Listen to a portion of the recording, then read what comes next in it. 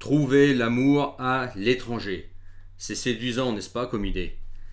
T'en as marre des Françaises, t'as eu des mauvaises expériences en France, et puis là, tu te retrouves derrière ton laptop ou sur ton téléphone, tu tapes un nom de pays, et tu regardes à quoi ressemblent les femmes dans ce pays, et tu vois des femmes magnifiques en Asie, dans les pays slaves, et souvent dans des tenues traditionnelles ou très sexy. Et là tu dis, c'est bon, moi je veux une femme comme ça. Je veux me mettre en couple avec une femme comme ça. Et je veux me marier avec elle. Et je veux des enfants avec une belle femme comme ça. Si tu veux des enfants. Ok? Idée séduisante.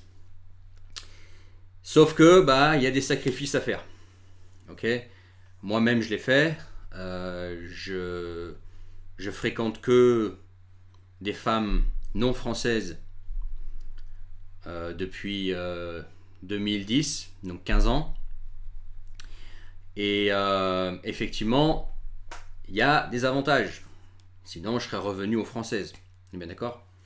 Mais il y a des sacrifices à faire, des choses dont il faut avoir conscience. C'est pas je vais à l'étranger et hop, la solution est là, je vais à l'étranger et puis bah, j'ai rien à faire. Ça va venir à moi tout seul. Pas du tout. Ok?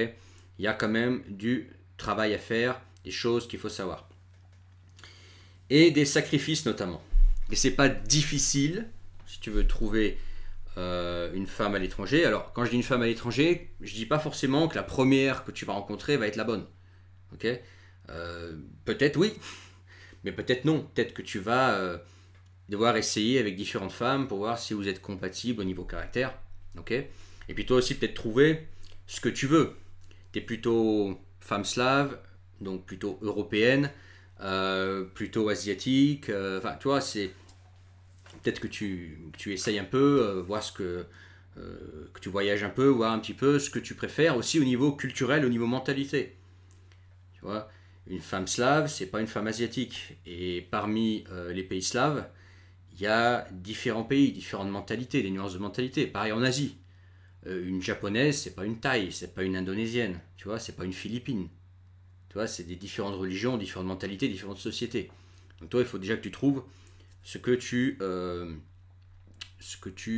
préférerais. Okay, et voilà les sacrifices qu'il va falloir que tu fasses. Premier sacrifice, en fait, c'est du temps. C'est-à-dire que trouver l'amour à l'étranger, ça va prendre du temps. Qui dit étranger, dit déplacement à l'étranger. Donc tu vas devoir passer du temps à l'étranger. Tu vas devoir essayer peut-être avec plusieurs personnes. Et la première ne sera pas forcément la bonne. Peut-être oui.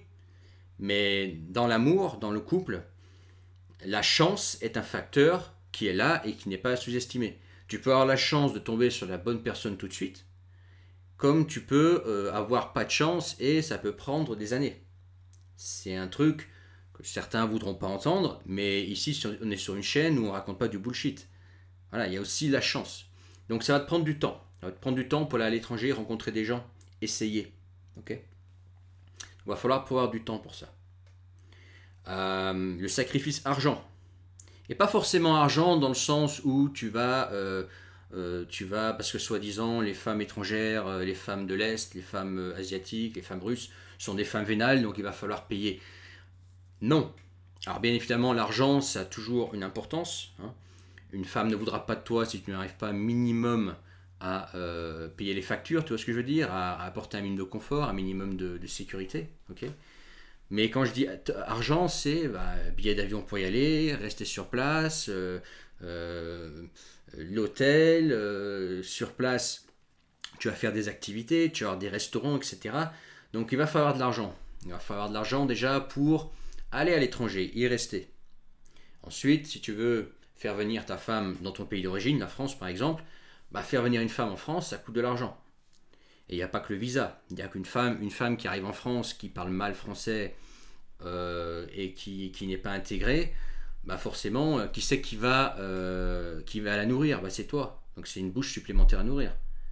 Et tout ce qui va avec une femme. Une femme, ça a comment dire, pas des exigences, c'est pas le bon mot, mais ça a besoin de certaines choses, tu vois, et matérielles. Et il va falloir que tu payes ça. Et au début, une femme qui parle pas français, elle pourra pas travailler. Et même si elle parle français, souvent les employeurs français vont lui dire non, ton français n'est pas suffisant. Il va se passer quelques années avant que potentiellement elle puisse avoir son propre argent. Tu vois.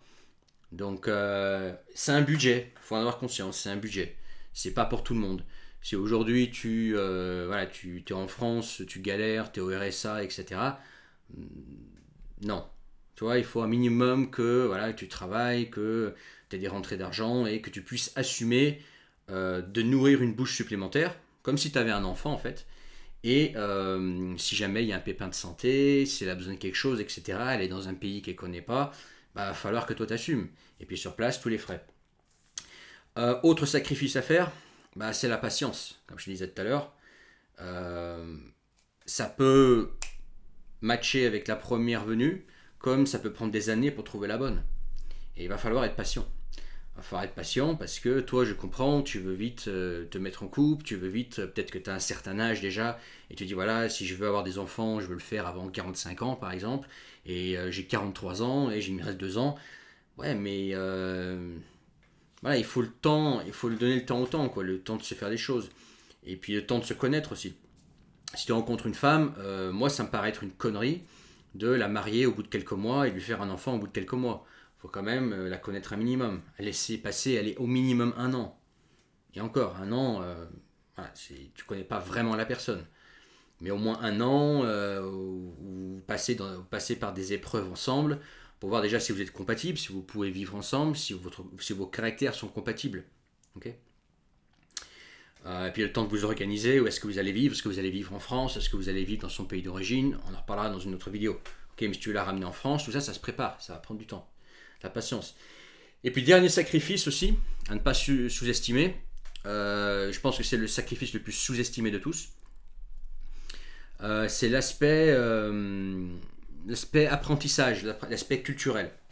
Quand tu mets le doigt dans l'engrenage de la vie internationale, donc ça comprend les femmes de l'étranger, l'étranger lointain notamment, femmes slaves notamment très à l'est, russes, biélorusses, ukrainiennes, tu as l'Asie centrale éventuellement, qui ne sont pas des femmes slaves mais pourquoi pas, pour certains profils, les femmes asiatiques, etc. Bah, tu tombes dans une mentalité, dans une culture différente. Okay, et toi, il va falloir que tu apprennes tout ça. Que tu apprennes à voir comment ces gens fonctionnent, comment ces gens réfléchissent.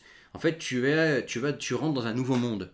Et toi, pour te faire à ce nouveau monde, pour comprendre ce nouveau monde, le monde de ta future femme, ça va prendre du temps. Et ça va prendre de l'apprentissage. Tu vas devoir apprendre. Et tout le monde n'est pas prêt à apprendre.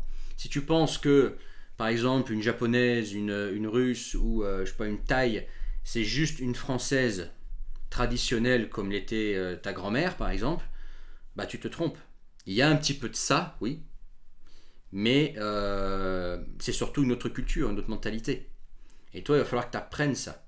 Est-ce que déjà tu es fait pour vivre dans cette culture, cette mentalité? Même si tu sors la femme de son pays, que tu l'amènes en France, donc elle est en France avec toi, une Thaïlandaise restera toujours une Thaïlandaise, une Russe restera toujours une Russe, une Japonaise restera toujours une Japonaise. Elle peut s'adapter, elle peut apprendre à comprendre la France, à comprendre ta mentalité, etc.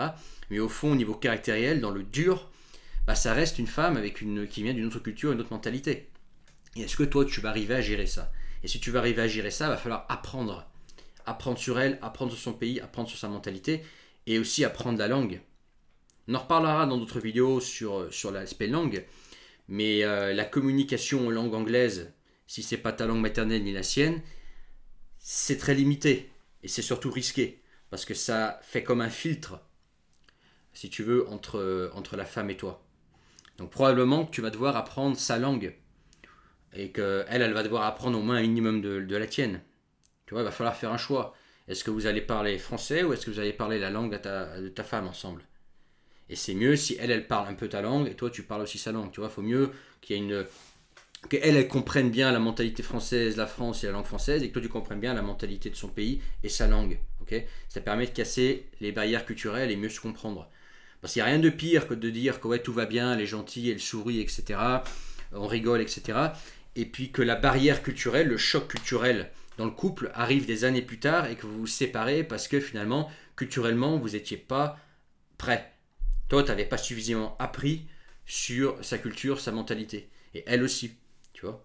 C'était basé sur, je sais pas, un coup de foudre, de l'affectif, peut-être du sexe, tu vois. Et que finalement, quand vous êtes mis à vivre ensemble pendant longtemps, là, l'aspect culturel est ressorti et c'est là que ça a commencé à mal fonctionner. Toi, c'est pas ce que tu veux. Toi, ce que tu veux, c'est trouver l'amour et une femme et que derrière, ce soit une relation stable, pas que vous vous séparez. Et pour pouvoir limiter les chances de séparation, limiter les chances que ça foire, avec la fameuse femme traditionnelle qui t'a fait rêver sur Internet en tenue traditionnelle, qui n'est pas vraiment un cliché, tu vois ce genre de femme aussi, si tu veux limiter les risques, ça se prépare en amont. Et ça est beaucoup d'apprentissage. Voilà. Patience, apprentissage, temps et argent. Et si tu es prêt à ça, effectivement, les femmes de l'étranger peuvent valoir le coup. Ça peut valoir le coup, notamment dans la situation dans laquelle on est actuellement en France, hein, avec tout le féminisme, le wokisme, etc. Tout ce qui se passe, ça peut valoir le coup, mais c'est pas gratuit, ni en temps, en argent, ni en énergie. Il va falloir y mettre du tien. Voilà. Si tu as trouvé ça intéressant, mets ton pouce. Tu peux réserver une séance de coaching avec moi directement dans la description. Tu cliques sur le premier lien, tu t'inscris et tu réserves. N'oublie pas de t'abonner, partager cette vidéo. Et sous la vidéo, tu peux faire une suggestion, des suggestions de vidéos concernant les femmes. Si tu as des idées, qu'il y a un sujet qui te semble intéressant à être abordé en vidéo, je peux en faire une vidéo si c'est pertinent, que ça peut aider la chaîne. Voilà, je te dis à très bientôt pour une autre vidéo. Allez, ciao.